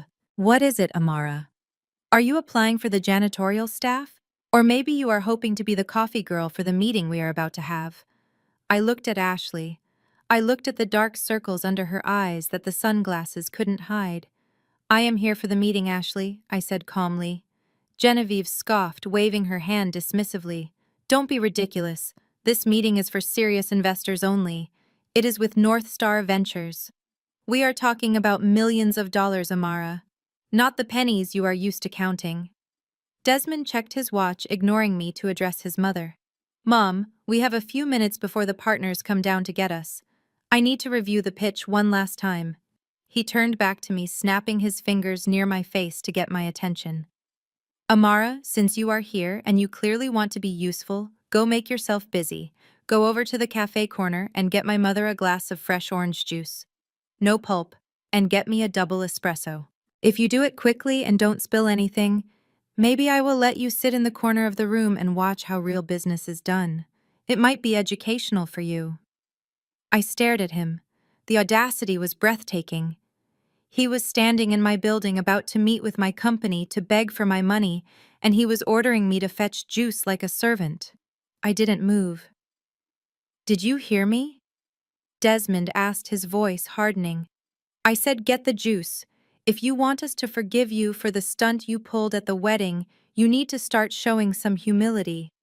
Now move. The lobby was silent. The receptionists behind the desk were watching with wide eyes. They knew who I was. They were terrified to breathe. I looked Desmond dead in the eye. I am not getting you juice, Desmond. I said, my voice low and even. And I am not sitting in the corner. Genevieve stepped in her face, flushing with anger. Listen to me, you insolent little girl. We are the guests of honor here. We are about to save our company. You are nothing. You are a mistake in a dress. Remember? Now either get the juice or get out of our sight before I call security and have you thrown out. Security, I repeated. You want to call security? Yes, she hissed. I will have them drag you out by your hair. I smiled. It was a small, cold smile. The sound of the private executive elevator chiming interrupted us. It was a distinct tone, deeper and richer than the public elevators. The heavy brass doors slid open smoothly. The Vances turned to look, expecting I assumed their savior from North Star Ventures. Out stepped Marcus, my executive assistant. He was an impeccably dressed man in his 50s who had served 3 CEOs before me. He carried a leather folio and radiated an aura of absolute authority. Desmond straightened his tie. Ah, this must be the partner. Everyone look sharp. Desmond extended his hand, stepping forward to greet Marcus. Good morning, Sir, Desmond said, putting on his best salesman voice. I am Desmond Vance. This is my mother, Genevieve. We are ready for our meeting with North Star. Marcus didn't take Desmond's hand. He didn't even look at him. He walked straight past Desmond as if he were a piece of furniture. He walked straight past Genevieve, who had put on her charming smile. He walked straight past Ashley, who was trying to look bored. Marcus stopped directly in front of me. He bowed his head slightly, a gesture of profound respect. Good morning, Ms. Hill. Marcus said, his voice clear and deferential. The board of directors is assembled in the glass conference room as you requested. The foreclosure documents are prepared and ready for your signature. The silence that followed was absolute. Desmond's hand was still extended in the air, grasping at nothing. Genevieve's smile froze, twitching at the corners. Ashley's mouth fell open behind her sunglasses. I looked at Marcus. Thank you, Marcus. Are the guests cleared for security? Yes, Ms. Hill, Marcus replied. I have issued them temporary visitor passes, restricted access only. I nodded. I turned back to the Vances. They were statues. They were looking from Marcus to me, and back again, their brains struggling to compute the data. Ms. Hill, Board of Directors, foreclosure. I took a step toward the elevator, then stopped and looked back at Desmond. "You wanted to see how real business is done, Desmond?" I asked. I gestured toward the open elevator doors. "Well, come on then. The CEO hates to be kept waiting." I turned and walked into the elevator. Marcus followed, pressing the button for the penthouse floor. I watched through the narrowing gap of the closing doors as the realization began to dawn on their faces. It wasn't just fear anymore. It was horror. They weren't just visiting Apex Holdings. They were realizing that the monster they had been running from was the one holding the door open. "Are you coming?" I asked softly. Desmond stumbled forward, pulling his mother and sister with him, entering the metal box just before the doors snapped shut, sealing their fate. The elevator ride up to the penthouse floor was a study in suffocating silence. I stood at the front, my back to the Vance family, watching the floor numbers climb on the digital display. Behind me, I could hear the shallow, rapid breathing of three people who were slowly realizing that the ground beneath their feet was turning into quicksand. Desmond shifted his weight from foot to foot, the rustle of his suit jacket betraying his nerves. Genevieve was humming a low, tuneless melody, a nervous tick I had never noticed before. Ashley was tapping her acrylic nails against the screen of her phone, frantically trying to find a signal that didn't exist in the reinforced steel box of the executive lift. When the doors slid open, we were not greeted by a receptionist or a waiting area. We stepped directly into the executive boardroom. It was a space designed to remind everyone who entered of their insignificance. The walls were floor-to-ceiling glass, offering a 360-degree view of the Atlanta skyline. The morning sun flooded the room, bouncing off the polished mahogany table that stretched 20 feet down the center. At the far end, a single high-backed black leather chair sat empty, framed by the view of the city like a throne. Marcus walked in first, placing the thick red folder at the head of the table. He then stepped back and stood by the wall, hands clasped behind his back, his face a mask of professional indifference. I walked into the room, the click of my Louboutin heels echoing on the hardwood floor. I didn't stop at the guest chairs. I didn't stop at the side of the table where junior partners usually sat. I walked straight to the head of the table. I placed my clutch next to the red folder. I pulled out the high-backed leather chair and sat down. I crossed my legs, leaned back, and rested my hands on the armrests. I looked down the long expanse of mahogany at the Vance family, who were huddled near the elevator doors like frightened sheep. "Please sit down," I said, gesturing to the three chairs positioned at the far end of the table. The distance between us was deliberate. It was a chasm of power. Genevieve's face turned a violent shade of red. The shock of the lobby had worn off, replaced by a surge of indignation. She marched toward me, her finger raised. "Amara, have you lost your mind?" she screamed, her voice bouncing off the glass walls. "Get out of that chair immediately. That is for the managing partner of North Star Ventures. You are going to get us thrown out before the meeting even starts." Desmond rushed forward, trying to grab his mother's arm, but his eyes were fixed on me with a mixture of confusion and horror. "Amara, seriously," he hissed. "This isn't funny. Get up. You are the ex-fiancé. You don't sit there. You sit in the corner or you wait in the lobby. If the investors walk in and see you playing boss, they will laugh us out of the building." I didn't move. I didn't blink. I simply watched them unravel. Ashley hung back, whispering loudly to Desmond. "Is she on drugs? Why does she think she can sit there?" Genevieve reached the head of the table. She slammed her hand down on the wood, inches from my hand. I said, "Move!" she shrieked. "You are an administrative assistant. You are a nobody. Do you hear me? You are a mistake." Marcus cleared his throat. The sound was soft, but in the acoustic perfection of the room, it sounded like a gunshot. "Mrs. Vance," Marcus said, his voice dropping into a register of icy command. "I must insist that you lower your voice. You are addressing the Chief Financial Officer of Apex Holdings and the majority shareholder of the North Star Distressed Asset Fund." Genevieve froze. Her hand was still on the table, but the strength went out of her arm. She looked at Marcus, then slowly turned her head to look at me. "What did you say?" she whispered. I said.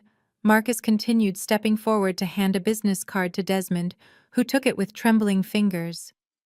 "That Ms. Amara Hill is the CFO. She is the executive who approved the acquisition of your debt portfolio this morning.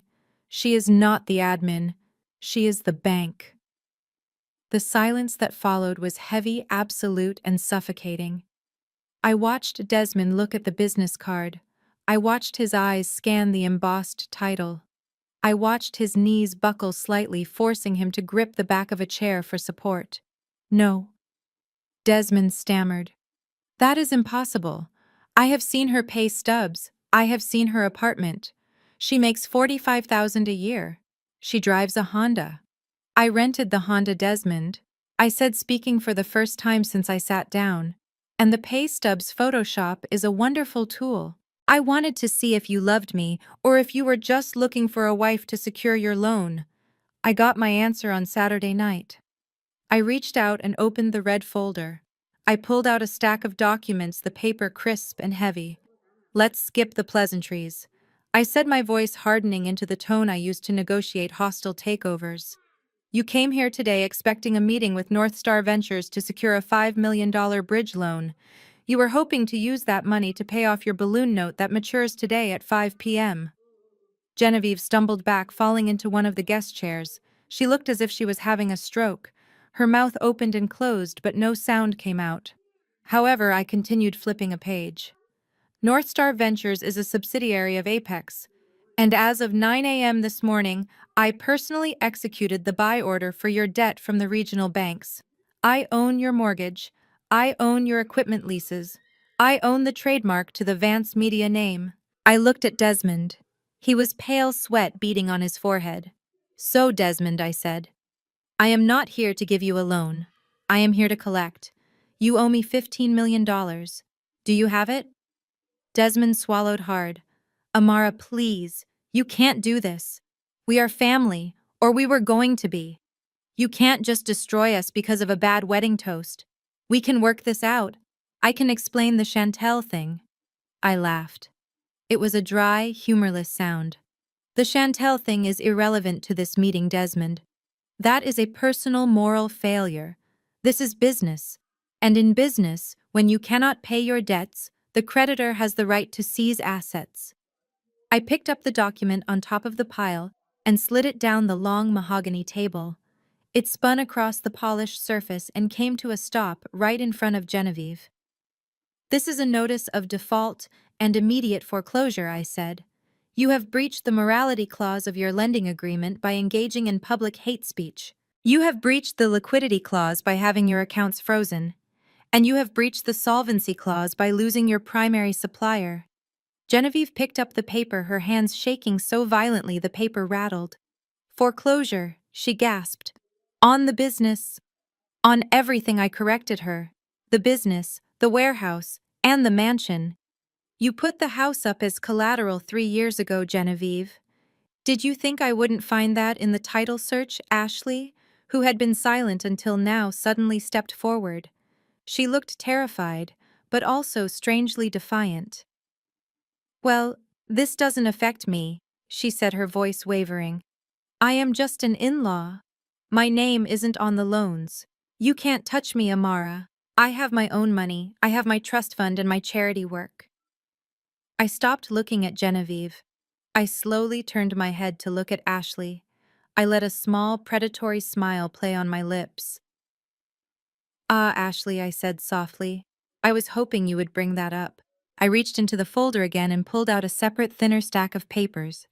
These were not legal contracts. They were spreadsheets, highlighting in yellow marked specific rows. "You are right, Ashley. Your name isn't on the loan, but your name is all over the ledger for the Vance Family Foundation." Ashley went white. Her defiance evaporated instantly. "I did a forensic audit of the family accounts last night," I said, locking eyes with her.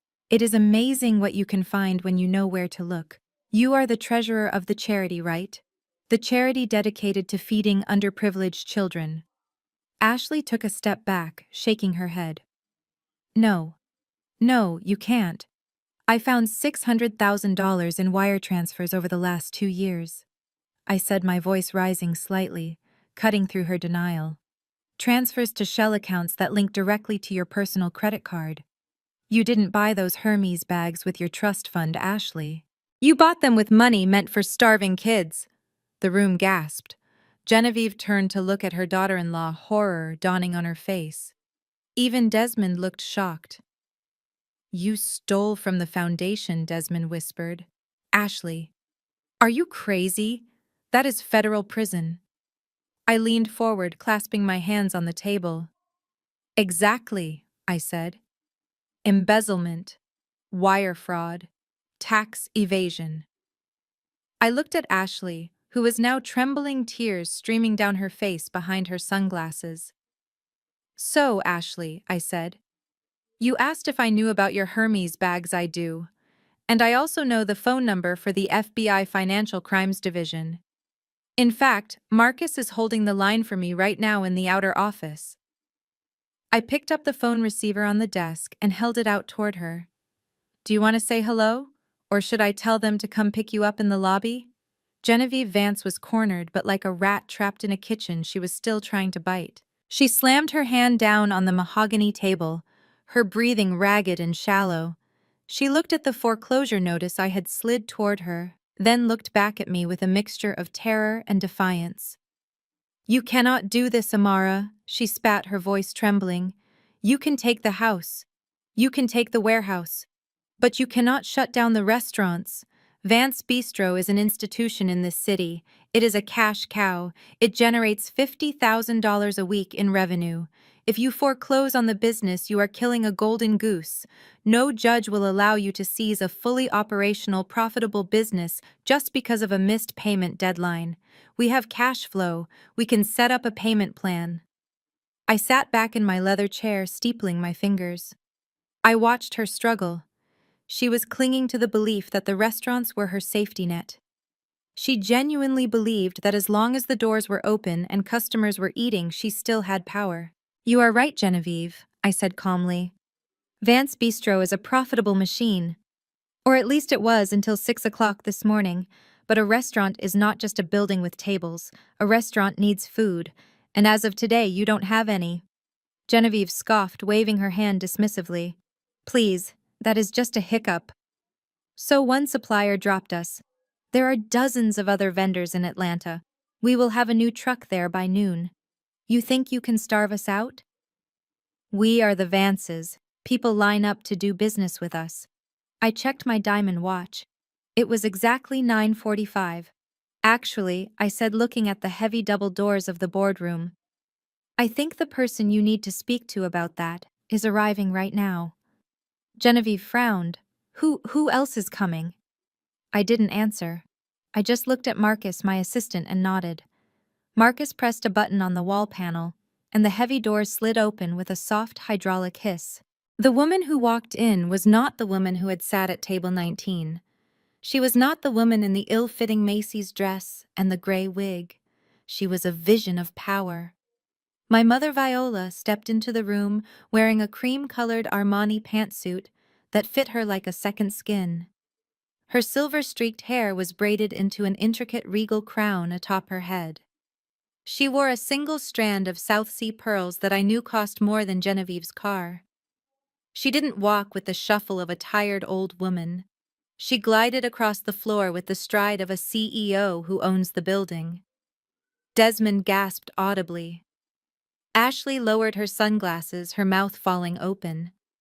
Genevieve squinted, trying to reconcile the image of this elegant titan with the memory of the woman she had mocked. Who is that?" Genevieve whispered. My mother stopped next to my chair. She placed a hand on my shoulder, a silent gesture of solidarity, then turned her gaze to the Vance family. She didn't look angry. She looked bored. She looked at them the way a lion looks at a gazelle that isn't even worth the effort of chasing. I believe we have met, Viola said, her voice rich and smooth, filling the acoustic space of the room.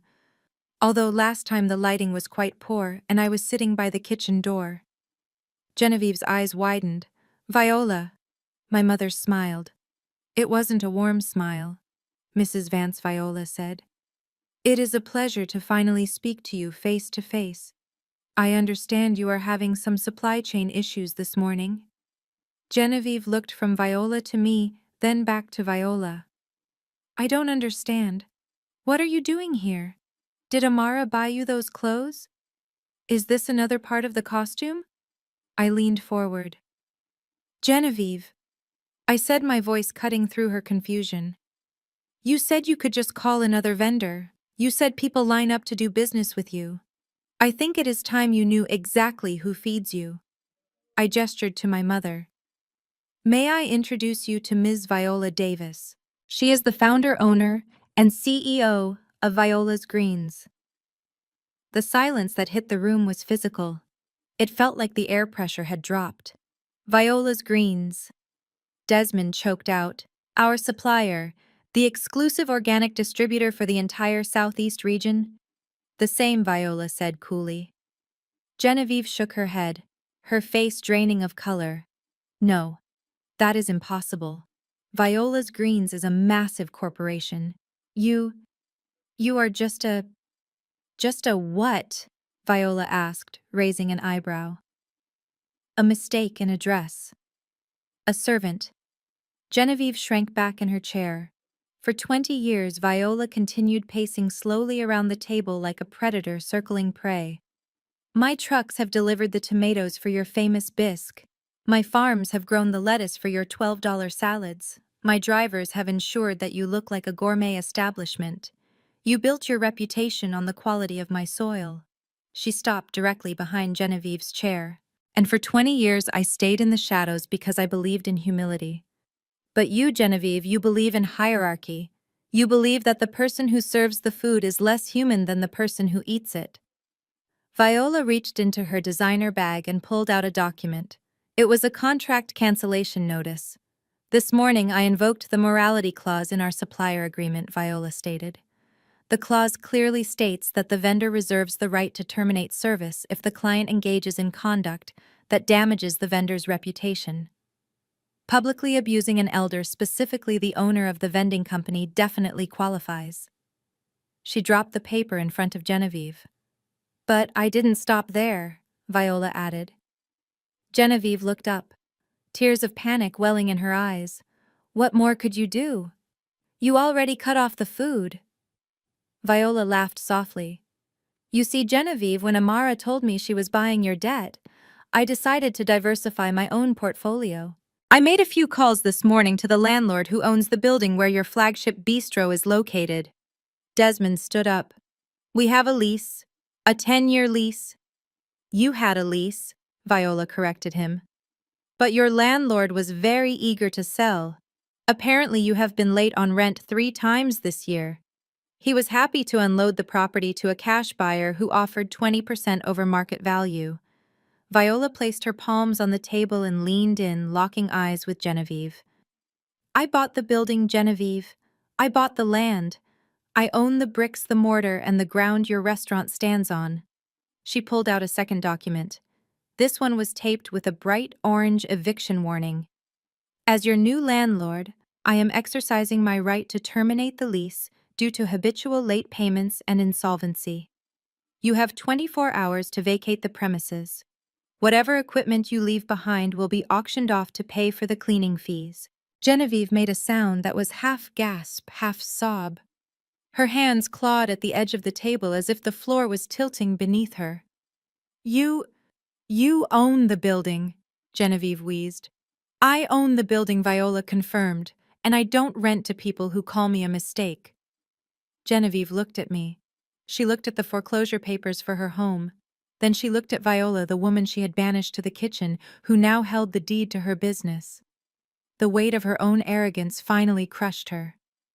Her eyes rolled back slightly and her knees gave way. She didn't faint, but she collapsed into the chair, sliding down until her chin hit the mahogany table. Mom Desmond screamed, rushing to her side. Genevieve lay there breathing heavily, staring blankly at the polished wood. She finally understood. She hadn't just insulted her daughter-in-law, She hadn't just insulted a guest. She had looked into the face of the woman who put food on her table and money in her pocket, and she had spit on her. And now the hand that fed her had returned to slap her into oblivion. I watched them scramble to fan her face, Ashley crying in the corner, Desmond shouting for water. I looked at my mother and winked. "We are not done yet," I whispered. Ashley is still standing. Genevieve was still slumped over the mahogany table, gasping for air as the reality of her eviction settled in. Desmond was patting her back, looking at me with eyes that were no longer arrogant, just empty and terrified. They were broken.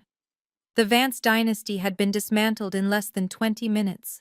My mother Viola stood by the window watching the destruction, with the calm satisfaction of a general who had just won a war without firing a single shot. But there was one person in the room who still thought she could escape the blast radius.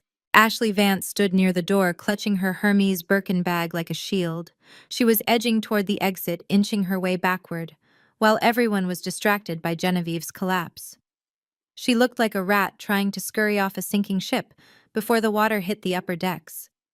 She probably thought that because her last name was only Vance by marriage, she was immune to the debts of the company. She probably thought she could divorce her husband, take her trust fund, and disappear into the social circles of Savannah or Charleston. I watched her reach for the door handle.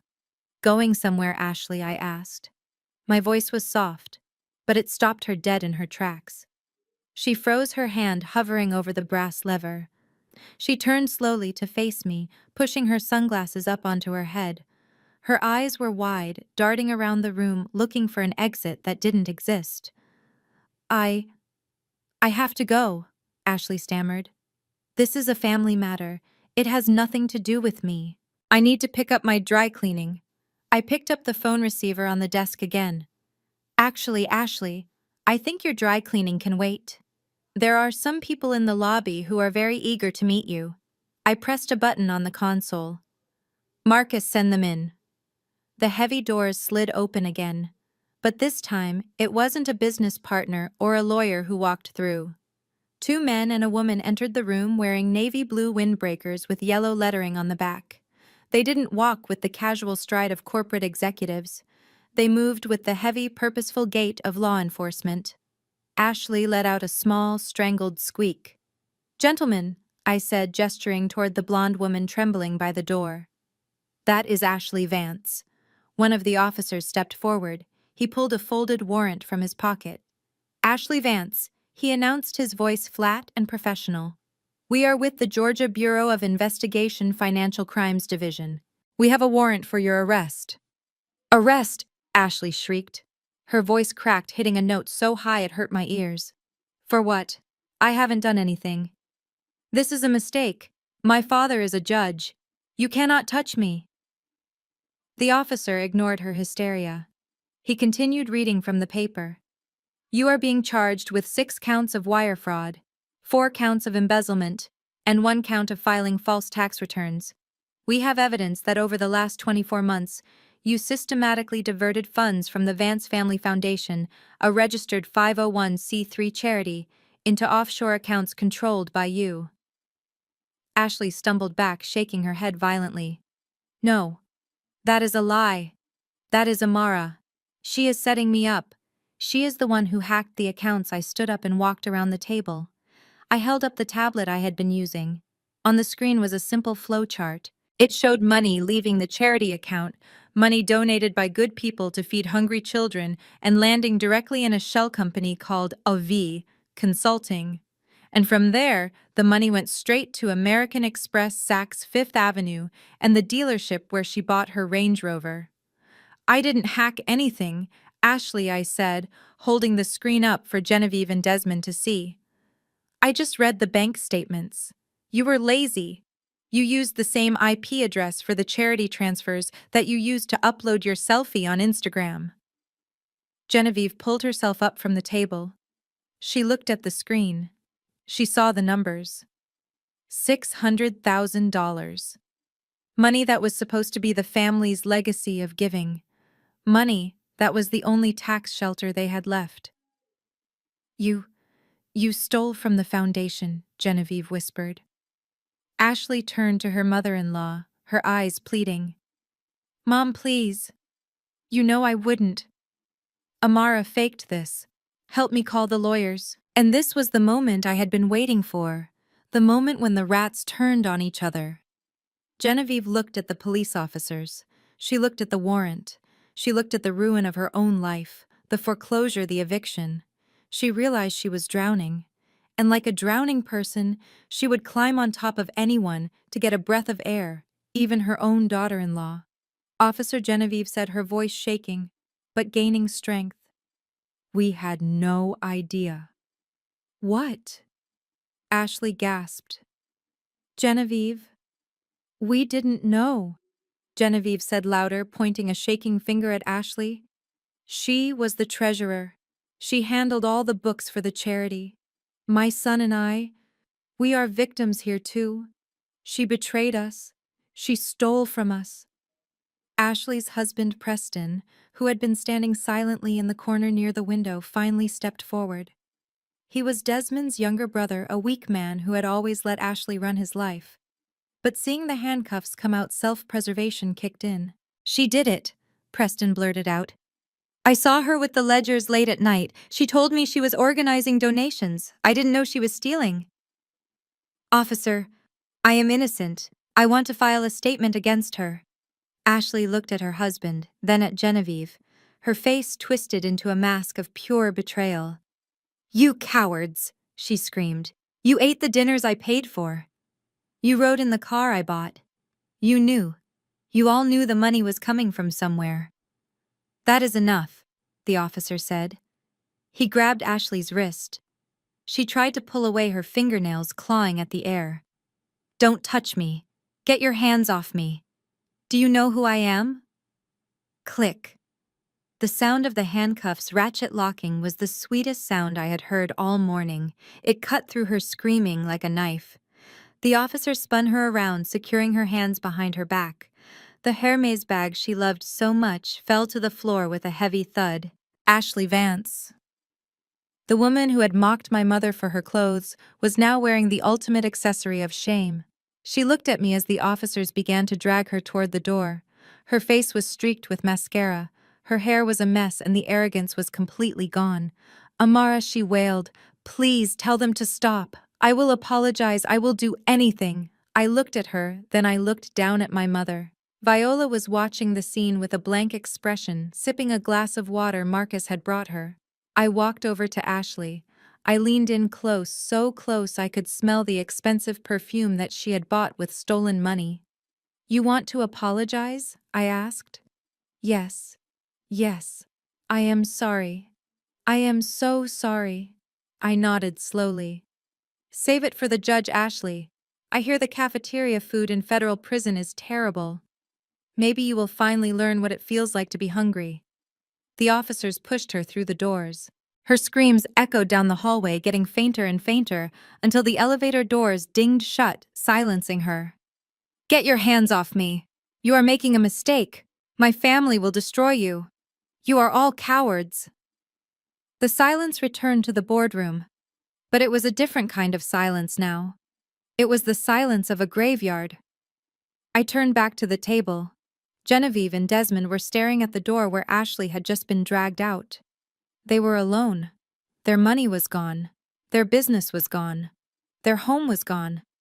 And now their family was gone. They had thrown Ashley to the wolves to save themselves, but they didn't realize that they were still trapped in the den with the alpha.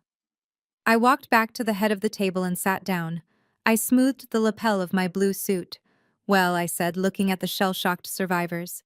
Now that the criminal element has been removed, let's discuss your exit strategy, because you still have 23 hours to get out of my building.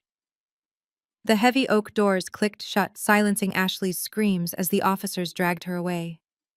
The room fell into a stillness that felt heavier than the noise.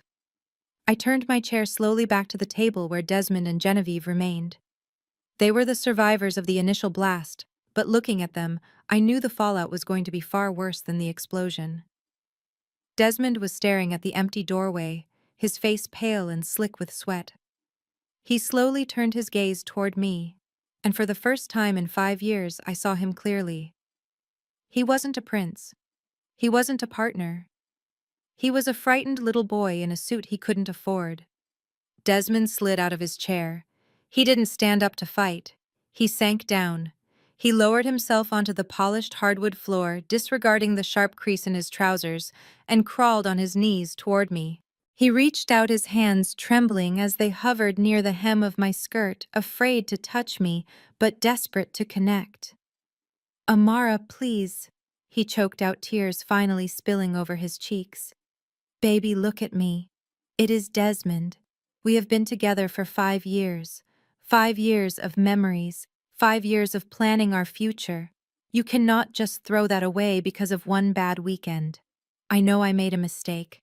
I know I should have defended your mother. I was weak. I was scared of my mom. But I love you. Doesn't that count for anything?" I looked down at him. I remembered the first date we went on, how charming he had been. I remembered the nights we spent talking about building a life together. But then I overlaid those memories with the photos of him in the hotel elevator with Chantel. I overlaid his pleading voice with the laughter I heard when his mother called mine a mistake. I felt nothing. No anger, no sadness. Just the cold, clinical detachment of an auditor closing a bankrupt file. 5 years, I repeated softly. You are right, Desmond. For 5 years I was blind. I thought your arrogance was confidence. I thought your control was protection. But I am not blind anymore. I have 20/20 vision, and all I see is a liability. I swiveled my chair toward Marcus. Marcus, bring me the personnel file for the Director of Marketing at Vance Media Group. Marcus stepped forward and placed a single sheet of paper in front of me. I picked it up and read it aloud. Desmond Vance, Title Director of Marketing, salary $250,000 a year. I looked back down at Desmond, who was wiping his nose on his sleeve. I reviewed your work history last night, Desmond. In the last 3 years, you haven't launched a single campaign. You haven't signed a single new client. You have spent your days playing golf and your nights expensing dinners with women who are not your fiancé. Amara, wait, he pleaded. I bring value to the brand. I am the face of the company. Not anymore, I said. As the new owner of Vance Media, I am restructuring the executive team. We are cutting dead weight. I picked up a pen and signed the bottom of the paper with a sharp, decisive scratch. You are fired, Desmond. Effective immediately. You will surrender your company car, your company phone, and your security badge to Marcus in the lobby. Security will escort you to your desk to collect your personal items. You have 10 minutes. Desmond slumped back on his heels, his mouth hanging open. Fired. But it is my family's company. It was your family's company, I corrected. Now it is my asset. And I don't hire people who fail to perform. I turned my attention to Genevieve. She was still sitting in her chair, staring at the foreclosure notice as if it were written in a foreign language. She looked aged, her skin gray and sagging without the buoyancy of her ego to hold it up. And you, Genevieve, I said. We need to discuss your living arrangements. She looked up, her eyes hollow. You are taking the house. I know, but surely you will give us time. We have 30 days by law. Actually, I said, leaning forward. The foreclosure is based on commercial collateral. The terms are different.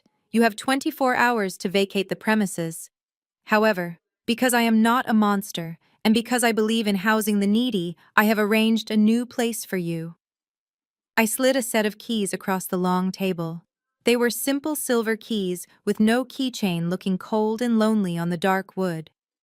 I own a residential building in East Atlanta, I explained. It is an older building, no elevator, thin walls. The neighborhood is vibrant. There is a 2-bedroom unit on the 3rd floor that just became available. I have paid the rent for 3 months. Genevieve looked at the keys with horror. East Atlanta. That is the slums. You expect me to live in a walk-up? I have bad knees. I am a Vance. You are a Vance with no credit score and no income, I reminded her. And the irony, Genevieve, is that the apartment is very similar to the one you made fun of when you thought I lived there. It is amazing how the wheel turns. You spent your life looking down on people in those buildings. Now you will be looking up at them from the sidewalk.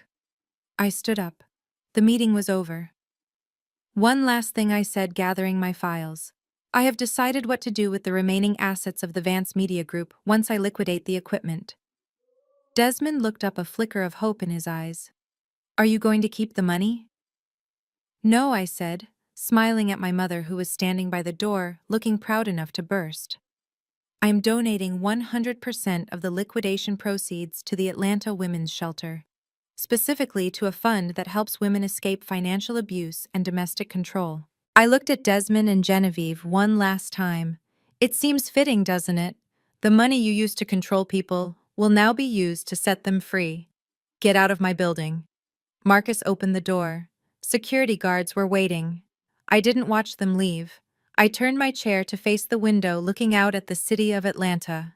I heard the scuffle of feet, the soft sob of Genevieve, and the heavy silence of Desmond's defeat.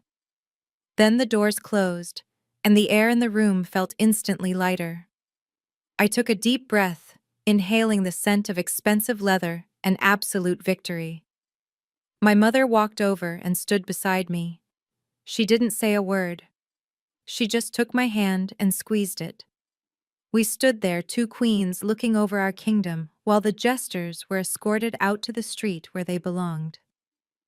6 months is a long time in the business world, but it is an eternity when you are watching karma do its work. The seasons had changed in Atlanta, the humid summer giving way to a crisp golden autumn. But the biggest change wasn't in the weather, it was in the landscape of our lives. I parked my car in front of the new Viola's Greens headquarters. It was a massive solar-powered facility that we had built with the profits from the Apex restructuring. Tonight was the grand opening, and the party was already in full swing. But before I went in, I checked my phone.